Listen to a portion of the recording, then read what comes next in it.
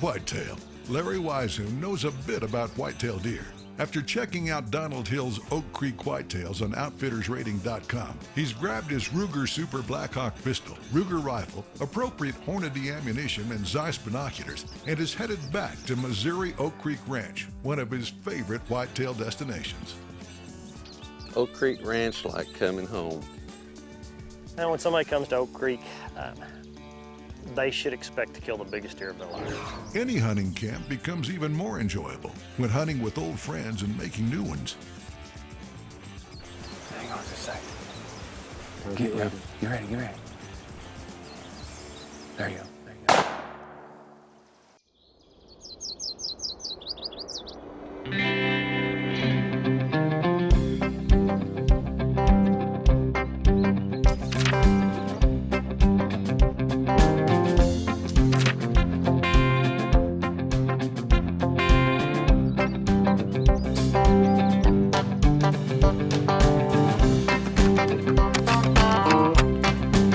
Gotta be the biggest deer I've ever killed.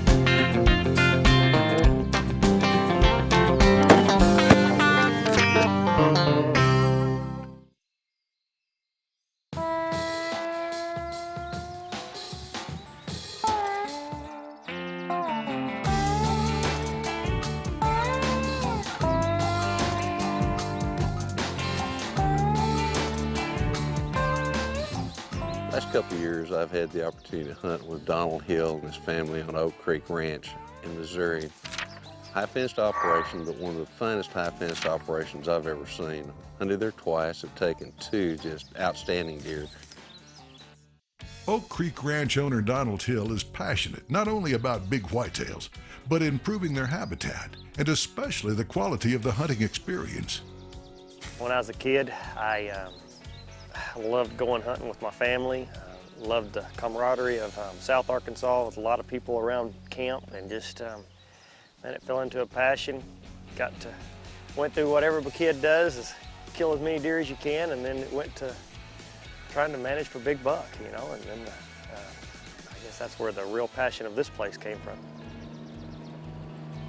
I truly feel at home there with Donald and his lovely wife Angie and their sons Cody and Zach. Zach is just literally eating up with it. Kind of reminds me a whole lot of myself when I was a younger guy. Congratulations, Zach. Way to go, brother. Awesome. Way to go. He's a killing machine. Well, you're doing that old gun pretty proud, by golly. This year the hunt was going to be a little bit more special than normal because I'd invited Mark James to accompany me. Would you not hey, and I'm gonna tell you. Now Mark is, to me, one of the finest walleye human sculptors I've ever seen. I mean, I absolutely adore and love his work. Being able to walk in the footsteps of someone that I've admired and respected for so many years as a hunter and now as an artist. He lives in Wyoming, but he never had the opportunity to really have an experience with whitetail deer. So when he contacted me, he said, you know, I've got some clients who want me to do a sculpture of whitetail deer. He said, do you have any photographs or something I can work off of? And I said, Mark, tell you what, why don't you come with me on a couple of hunts this fall? We'll go to a place where I know you're gonna be able to see a lot of deer. You're gonna be able to feel those deer. You're gonna be able to see them act, react, interact between bucks, does, fawns, the whole 9 yards, and how they act particularly during the rut. So having him there made it even a little bit more special. Oak Creek Ranch prides itself on having some of the best guides in the business, as evidenced by their great ratings on OutfittersRating.com. One of the things I've learned a long time ago is you don't guide the guide. And one of the best guides there on Oak Creek is Barry Hendricks. Good, man. Barry, how are you? Good to see you. It is good to see you, sir, by God. Larry and I have hunted together. We've had some good hunting encounters together, and I didn't foresee this to be any exception to the rule. I figured we'd have another good hunt this year. I've learned a lot from him about how to hunt that country, taking two fabulous deer with Barry. So I knew when we sat down and started talking, he said, now how do you want to hunt? So I said, no, wait a minute, well, I want to hunt however you want to hunt. In this instance, I was going to be shooting a Ruger Super Blackhawk 44 mag, one of the pistols I've had for a long, long time, and I've shot a lot of stuff with it. So we've got some limitations in terms of what I feel is my maximum distance. I said, I'd like to keep the deer within 75 yards. Now, Barry likes to move. He drives around on the ranch, stops, gets out, we walk distances. Just kind of go right around there and see what. We walk in places where you really can't get the vehicle. We walk in places where you can take advantage of the wind and take advantage of the sun. Do some rattling occasionally.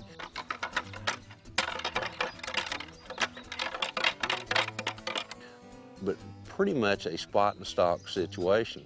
Barry had told me, Larry says, I've got a couple deer where we want to hunt. He says, I haven't seen them very much. He says, I kind of know what part of the ranch you're in, but with the rut coming on, they may be anywhere. We may see them almost anywhere on the property, or we may never even see them. First afternoon, we saw some deer. I mean, it was really kind of slow. Now, we were hunting at a time when the rut was just about to start kicking off. Didn't see a whole lot of does, and to me, I know there are a lot of deer on that property, and when we didn't see a whole lot of does, it told me too that probably the rut was just about beginning to get started really strong. So we looked at some good deer. I mean, deer that if I were anywhere else but Oak Creek, they'd have been going home to Texas with me. Appears guide Barry Hendricks and Larry have already had encounters with some extremely big and interesting whitetail bucks.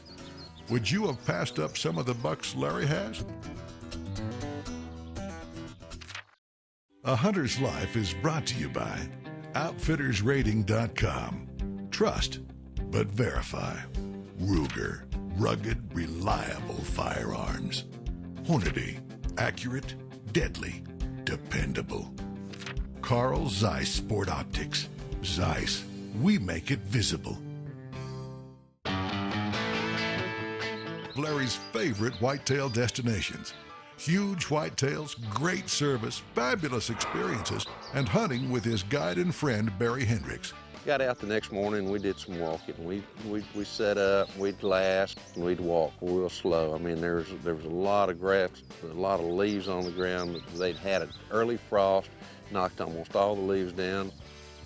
So that combination of being relatively dry as opposed to horribly wet like it was the year before made things a little bit more difficult in terms of where we could go. Now, occasionally we'd have a little bit of wind, and that kind of helped us because it kind of covered some of our sounds. Spent a lot of time, as I said, walking and glassing and just easing along really slow, taking 1 or 2 steps, glass. 1 or 2 steps, glass. And doing so, you know, we'd hope we could find the deer before they'd see us. You want to know why all of Donald Hill's clients rate him so highly?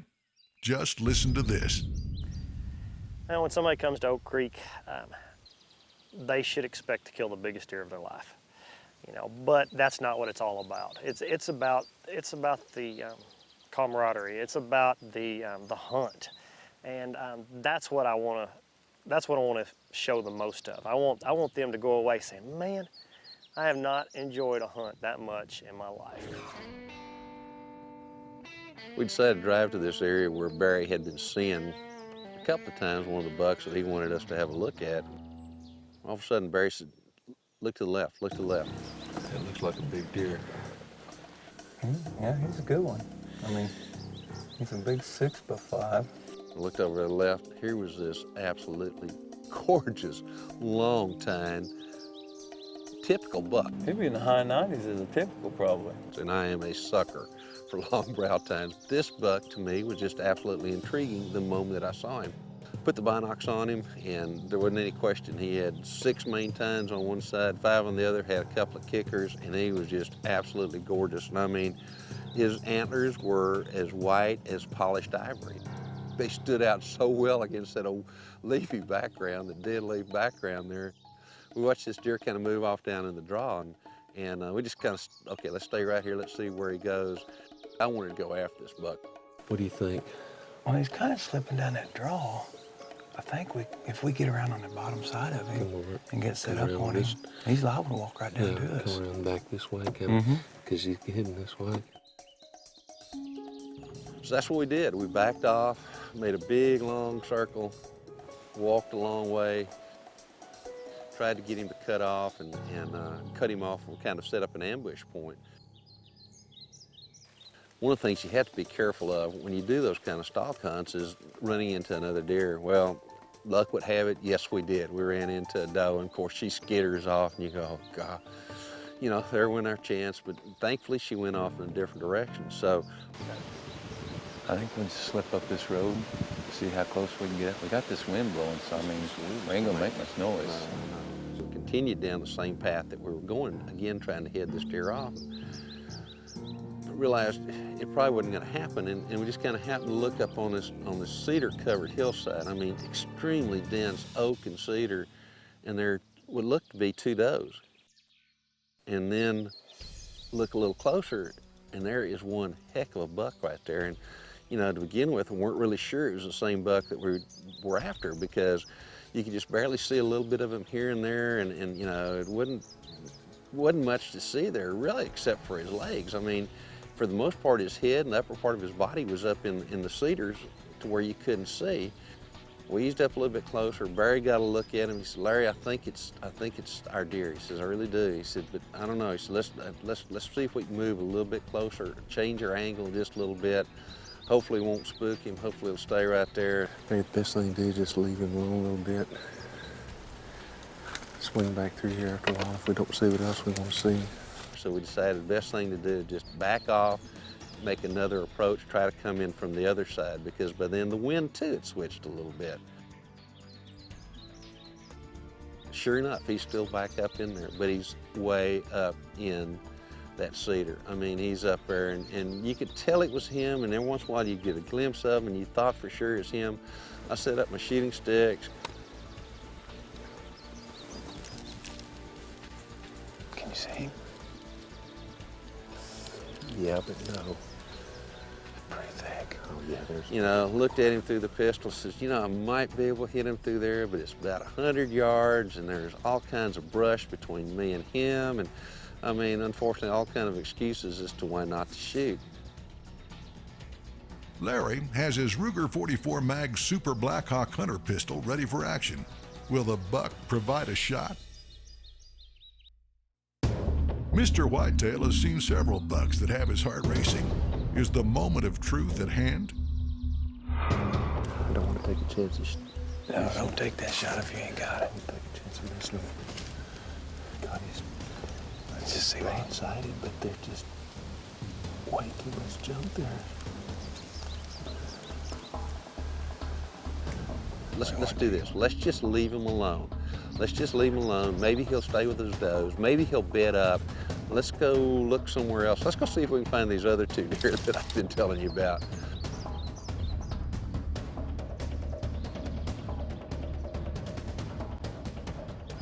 We spent about an hour and a half on a different part of the ranch, saw some deer, nothing really all that exciting. Mr. Whitetail may not yet have found the buck he's looking for, but his friend Mark James has, and he's been busy studying deer. I have a big calling for whitetail deer. Of course, whitetail deer are extremely popular in the States, and I had not sculpted a whitetail. So I either called or wrote to Larry, but I asked him about antler conformation, some of the things he might suggest in a first go-round with sculpting a whitetail deer. He came up with the idea and said, "Listen, why don't you come with me on a hunt or two and get your hands on and sculpt from life? Get to know these animals." Of course, a brilliant suggestion and a great one. And so he invited me along so I could get to know and get the feel of whitetail deer up close and personal. Actually see and observe whitetail on the hoof, bucks and does of all various sorts and sizes. Of course, I didn't know quite what to expect when I came to Hope Creek Ranch, when I saw these magnificent bucks, every one of them insanely great. That added quite a bit of zing to the trip. Sculptor Mark James has been busy observing, photographing, and learning more about whitetails. But now it's time to head back into the field with Barry and Larry. Barry and I talked, and he says, I think the best thing to do is for us to drive the vehicle kind of to the head of that draw. He said there's a chance that he may be bedded down below. If he's down below us here, Let's just kind of go right around the edge of these woods. just straight down in front of us, we'll have a chance at him. If he's way over yonder on the other side, at least maybe we can try to figure out where he is and make another approach. So we start walking, and I mean, we've probably walked about 200 yards, and we're kind of peering off in the side, looking down in the draw, and to see if we could find this deer. And then all of a sudden, I see Barry kind of freeze a little bit, and he brings his binocs up. Next thing I know, he's got his binocs up, and he's pointing this way, and he goes, get over here, get over here, get over here. So then I'll bend down and I ease up there and immediately set up the shooting sticks. And I'm having trouble seeing this deer because literally all that you could see was just tips of tines. I mean, just the tips of the tines. This deer had figured out how to bed down in a position there where he had all the advantages to get away if he needed to. Glass him, you know, can't see. I think I can see his nose, think I can see his eyes, but it's heavy on the thing. 45 yards right there, man. I can't see him right here. That's good for me. So there's no doubt. Yeah. If you get a shot at it, dang it. I'm gonna ease up here so I can find you. They're on. Okay. He says, just stay right here, and if I can see him a little bit better, just watch my fingers, or I'll snap my fingers and you come closer. So he eases up there and I'm watching, and this deer is, you know, I can see his tips of his antlers doing this. He's kind of looking around. He's not concentrating on the fact that, even knowing that we're there, and it's probably maybe 75, 80 yards to where this deer is down in this, in this dense draw, or a little hollow, if you will. And Barry gets up there maybe 10, 15 yards, something like that. So again, take my shooting sticks, I ease up there.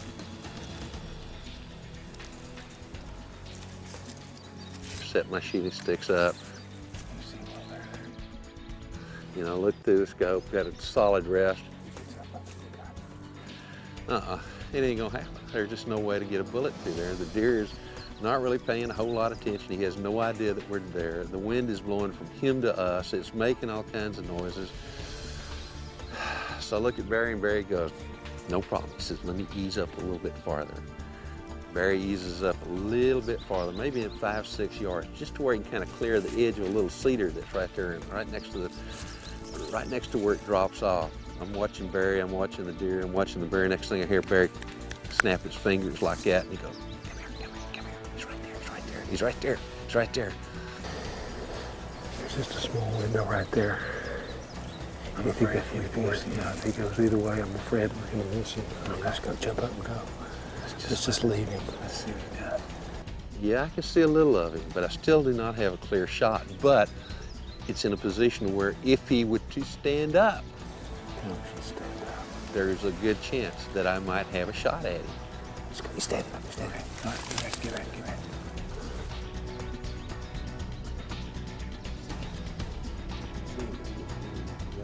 It's no doubt it's the big deer we're looking for. I can see he's a big 6x5. I can see the kickers. I can see the long brow tine. My heart is pounding. I mean, I'm excited. Got the shoot stick set up, as I said, got the pistol, and I'm looking, and you know, and it seems like it takes 2 lifetimes. Larry has a monstrous Oak Creek buck in the sights of his Ruger pistol. Or does he? A small tree right in the line of sight separates Larry and a huge Oak Creek Ranch monster. What would you do? Hang on just a second. This side of the tree, I can see his ears. I can see a sliver of body on each side. No way to put a bullet in it. No way to put, even with the 44 mag. If the tree had been a little smaller, I may have tried to put it through the tree. And now he has figured out there's something going on. He's not quite sure what it is yet, but he knows something out of the ordinary is happening. And then all of a sudden, he turns. You ready? There you go. Shot. The deer kicks out, runs off. Good shot. Good shot. Yeah. Come on, let's go. Come on. And I know I got a good hit him. I saw him go through there. He went right down through the bottom. Right in the bottom. We should find some blood right down here, I'm pretty sure. He was right there by that one little leaned over stick. Yeah, right down here. Pick him up right there. Pretty sure I hit him. I mean, the crosshairs were right there. But I haven't found any blood. I can't believe it. I lost him right down there.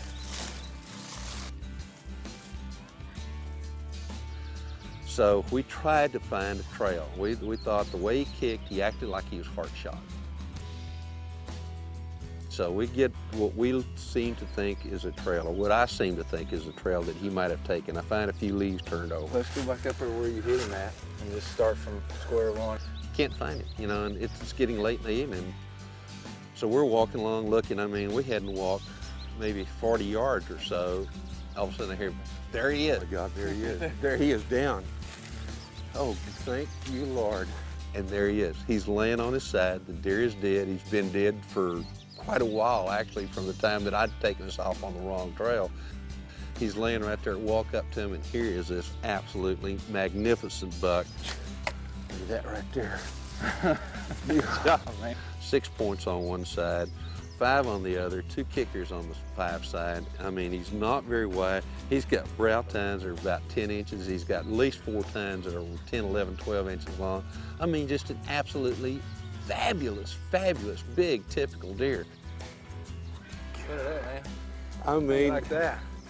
tell you what, heck of a combination one more time. I mean, every time I've come here, I've gone away with what I consider the best deer of a lifetime, and I've never shot anything quite that looks anything like this before. Having Mark in camp, who, again, I consider the finest sculptor there is in the world, with my deer down, Mark would have the opportunity, and did have the opportunity, to really hands-on a good whitetail deer.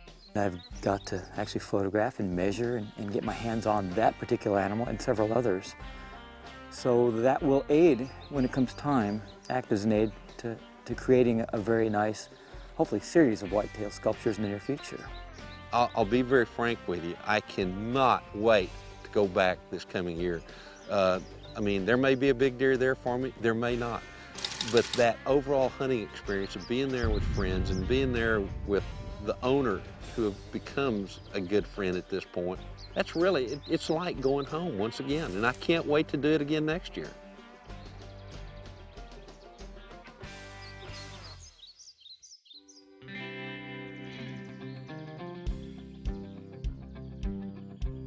This is my favorite place on earth when it comes to whitetail deer.